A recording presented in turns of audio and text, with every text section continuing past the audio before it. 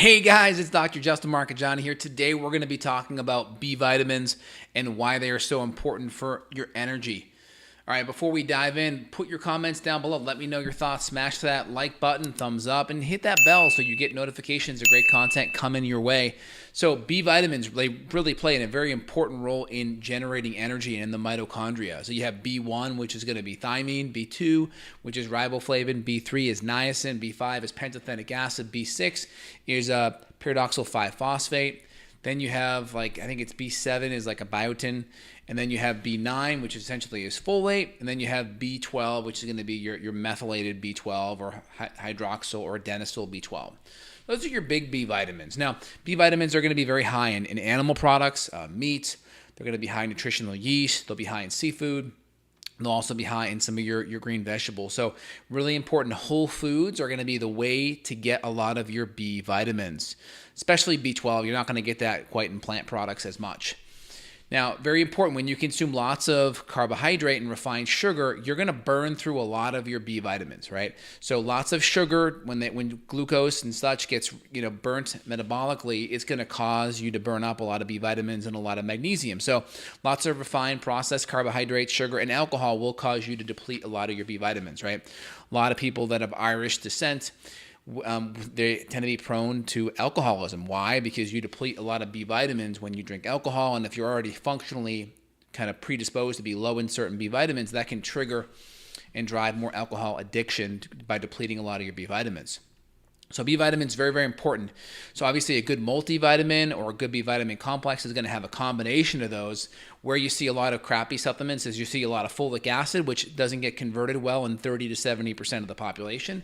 And you see B vitamins that aren't methylated. So whether it's a methyl B12 or adenylyl or hydroxyl B12, those are pretty good B12s because they're going to be pretty activated for your body to be able to utilize. Now, you're going to make a lot of B vitamins internally with good, healthy gut bacteria. So when you have dysbiosis, you're not going to produce a lot of B vitamins in your gut. So healthy gut produces good, healthy B vitamins.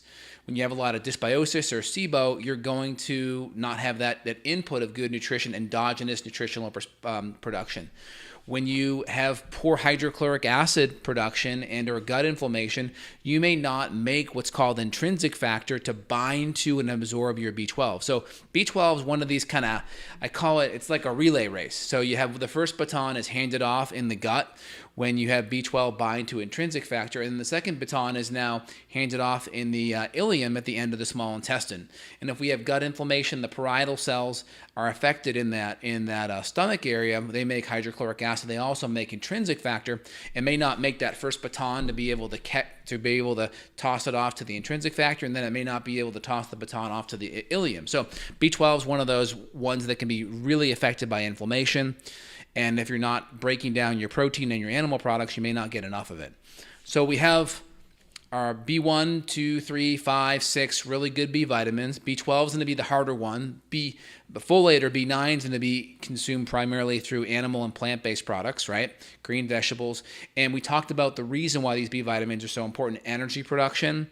We need B12 to make and mature our red blood cells, right? If we don't have enough B12, we can develop what's called a megaloblastic anemia or pernicious anemia. This is where your B vitamins or your red blood cells are really big. So red blood cells, they start off big and they actually get smaller as they get old, right? We know kids are small and get bigger.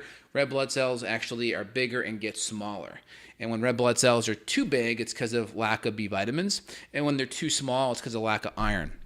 So iron and B vitamins are also really important for red blood cell production. So B vitamins are really important internally to the gut. We need them for healthy metabolism, energy production. If we consume too much carbohydrates and processed grains and alcohol, we're going to deplete our B vitamins. We need healthy gut bacteria to be able to make B vitamins. We need good, healthy stomach function to be able to absorb B12 in our intestines. A good whole food diet is going to be the solution for that. And of course, if we have gut inflammation, we may not be able to break down and absorb a lot of those fibers that are going to have the B12, the plants that are going to have the B vitamins in there, or the animal products. We're going to need good enzymatic function and good hydrochloric acid function to be able to break those nutrients down and to be able to absorb it. Outside of that, we talked about supplementation a little bit, what you want to look for. We want to look for L-MTHFR, L-tetrahydromethylfolate. So activated folate's really important, or calcium folinate's a good form of folate. Either methyl, hydroxyl, or adenosyl B12 are great options. And then regarding, B6, pyridoxal 5-phosphate's great, or pyridoxine hydrochloride, all those are going to be really great. And just go with a really good supplement company just so you know you're going to get high quality. It's really important. And then a good natural form of B vitamins would be like nutritional yeast. That's a pretty good option on the natural source of B vitamins. So first thing is, with B vitamins, whole food diet. Get really good whole foods, vegetables, seafood, meats, good digestion. Number 2, don't consume too much sugar and processed carbohydrate. That's will burn it all. Number 3, if you have dysbiosis and bacterial overgrowth, fix that, because you're actually going to make B vitamins internally with good, healthy gut bacteria. And I would say number 4, just make sure you're able to digest and break down your foods. Those are probably my big 4 to 5 steps in regards to healthy B vitamins. And then just manage your stress. So healthy adrenals are going to be important, because if you're really stressed, if you have that fight or flight nervous system response going, that's going to cause you to burn up a lot of B vitamins. The more stressed you are, the more you'll deplete your B vitamins. So just keep that in the back of your head by maybe taking in some adaptogens and supporting your adrenals, and good healthy lifestyle habits with hydration and sleep will also help with your B vitamins, not necessarily on the input side, but more on the output side, on how you burn them. So I hope you guys are enjoying today's content. B vitamins play a big role with the adrenals, especially B5 and B6. B6 is really important with your neurotransmitters. You need B6 to be able to synthesize serotonin, which helps with mood. Serotonin also gets converted to melatonin, which helps with sleep. And B6 also can help with dopamine and adrenaline function, which these are all mood and focus and cognitive neurotransmitters. And then, of course, thyroid is very important too, because we need a lot of those nutrients to help with thyroid function. So keep that in mind. So when you have B vitamin issues, it can also affect the adrenals, can also affect your neurotransmitters and thyroid too. So if you guys enjoy this content, click down below. You can schedule a consult with myself or my staff worldwide. We are here to help you guys if you have underlying issues where you want to get to the root cause. Also, let's go dive into some of your questions. Let me see how I can help.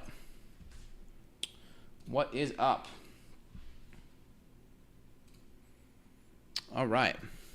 So off the bat here,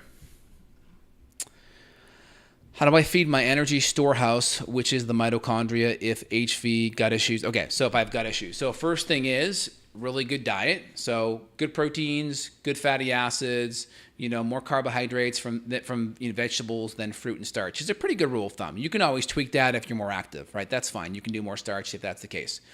And then number 2 is going to be, you can add in just a good high quality multi and B vitamin support on top of that. Your mitochondria is going to need B vitamins, needs CoQ10, needs carnitine. It's going to need things like alpha lipoic acid. It can use things like creatine or ribose. These are all really important energizing nutrients. And again, you'll get some in your diet, and then you can always fill in the gaps nutritionally. Now, I'll look at a patient's organic acid test. Markers 7 through 14 on there are very helpful. Succinate, malate, fumarate, cisaconate, citrate. These are all good organic acid markers. When these markers go really high, that tells me you're burning up a lot of B vitamins. You're burning up a lot of ALA. You're burning up a lot of CoQ10. If we see like suberate, means you're burning up a lot of carnitine, right? If we see things like xanthuronate, burning up a lot of B6, right? Isocaproate, right? B vitamin. So a lot of these markers on an organic acid test can tell us how our B vitamins are doing metabolically. So it's nice to look at them. So we figure out what the stress is to cool down the stress, support the adrenals so we're not in a sympathetic fight or flight burning our B vitamins, and we'll take some supplements. Taking supplements is fine as long as we're fixing the root cause. If we're not fixing the root cause, you just have to know it's a Band-Aid. And as long as you're okay with it, it's fine. Some patients are like, hey, right now my diet's going to be crappy, but if I take my B vitamins, I'm going to feel a little bit better. Fine, just know, I always kind of say, what's the big picture? The big picture is diet, digestion, good lifestyle, and then you can add supplements down the road. But if you're not, just know you're burning the candle at both ends. Okay, let me keep rolling with you guys. How do I cure my digestion issues, gas, bloating? So 6 R's, like we always talk to, I refer to like broad questions back to podcasts because I can't answer it in 30 seconds. So first R, remove bad food. Second R, replace enzymes, acids. Third R, repair the gut lining and hormones. Fourth R, remove infections. Fifth R, populate good bacteria. 6 R, retest. But go to my website. We have a new search feature up there, so when you search, it should be pretty nice. Dr. J, every time I see pee, every time I pee, I see bubbles in my urine. What does that mean? It could be protein issues. It's hard to say. Make sure you're hydrated enough too to make sure there's not some kind of a dehydration issue. That's the first thing. You could always do a urinalysis to make sure there's nothing wrong. More than likely you're fine, but I would just make sure you're hydrated enough. That's the first thing. What are your favorite herbs and spices? I mean, I would just say sea salt's great as my favorite kind of herb or spice. More of a spice, I guess you could say, but sea salt's wonderful. Dill is great. Love ginger. Love basil. Those, if you want to consider like, what's the kind of mushroom? Truffle mushrooms I use kind of as a seasoning. They taste awesome. Kidney lemons are good for checking protein. Okay, I'm not sure what that means. Let's see here. How do I cure my microbiome flora and heal my gut from gas? But I already answered that question already. Great question. The 5R protocols, what you're looking for. Yeah, I do 6. The 6R is really important. That's the retest because some people have another infection and we don't get it retested on the 6R. So 6R is kind of what I've amalgamated over the years. I'm also dealing with liver and kidney problems, adrenals on top of this. So yeah, support your adrenals foundationally, right? You're going to support your kidneys naturally by keeping your glucose and your insulin and carbs down, by having good, healthy, organic proteins and fats, and by digesting your foods. That's the easiest thing. Now, you can also do things like cordyceps, which is really good, or astragalus. These are all really good for the kidneys as well. Is sauerkraut better with food on an empty stomach? It's a probiotic, so you could always do it on an empty stomach. That's fine. I mean, probiotics taken with food can also aid in digestion, so I'm fine with you trying it both ways and see how you do. Any non-dairy, non-beef protein powders you recommend for your clients? So you could do pea protein. I have one called True Pea. Pea protein's wonderful. I mean, it's just the protein, so there's no anti-nutrients or lectins or phytates in there, so it's pretty clean. It's a pretty complete amino acid, so I like that. And then outside of that, I mean, collagen, which is, I guess it's from a beef source, but it's in a peptide form. So there should be like no like beef residue, so to speak. It's going to be all in peptide form, so it's very broken down. So if you're sensitive to beef, you may be able to get away with that. Great, excellent. Any ideas what might be the root cause of sun sensitivity to skin and eyes? Skin hives, eye inflammation. So the first thing with sun sensitivity is adrenals, like photophobia stuff, like just being sun sensitive, especially with your eyes, a lot of times is adrenals. Now, regarding sensitivity to the skin is you can make sure you have good essential fatty acids on board, right? So good fatty acids help bring nutrients to the skin. You could add in things like grapeseed extract, or things like OPCs, oligomeric proanthocyanidins. These are like powerful, good antioxidants. But your fat-soluble vitamins are going to be very helpful at bringing a lot of the nutrients to the skin, vitamin A as well. And then just make sure if you're developing like hives and things like that, there's some kind of histamine issue. So you may want to look at autoimmune template and probably cutting a lot of the histamines out of your diet and making sure there's no like allergens going up your nose or your sinuses. So I would really look at my nasal flush video for more help on internal support. Any protein powders for autoimmune and paleo patients? Pea protein will work on an autoimmune. That's okay. That's fine because it's not peas, it's just the protein. And then a collagen would be another great option. So pea protein and collagen would be great. Very good, very good. Let me see if I have any questions on here.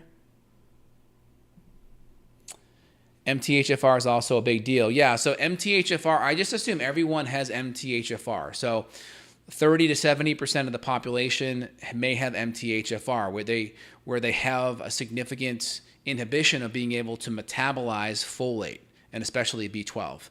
So how you get around this is you just get lots of activated folate through leafy green vegetables and through a lot of your high-quality seafood and meats. Now, once you do that, you're pretty much going to be good. Now, we can do what's called an organic acid test and look for a marker called FIGLU, 4-aminoglutamate. If we see that's high, we may work on giving extra L-MTHF folate, extra activated folate supplementally, and maybe extra B12. Now, for B12, we look for methylmalonic acid for B12.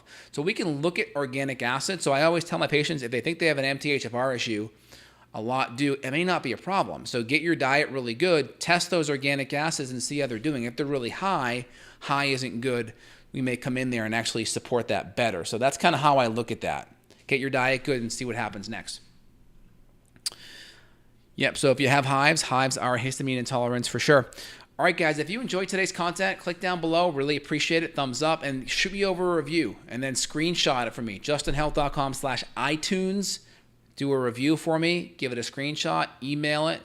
And we'll do a video next time with that topic. Appreciate it, guys. All right, you guys have an awesome day. Also, regarding hydration, don't hydrate with food. A couple ounces is okay for swallowing pills. If you're sipping on a slow glass of wine, fine, but you shouldn't be trying to hydrate with food.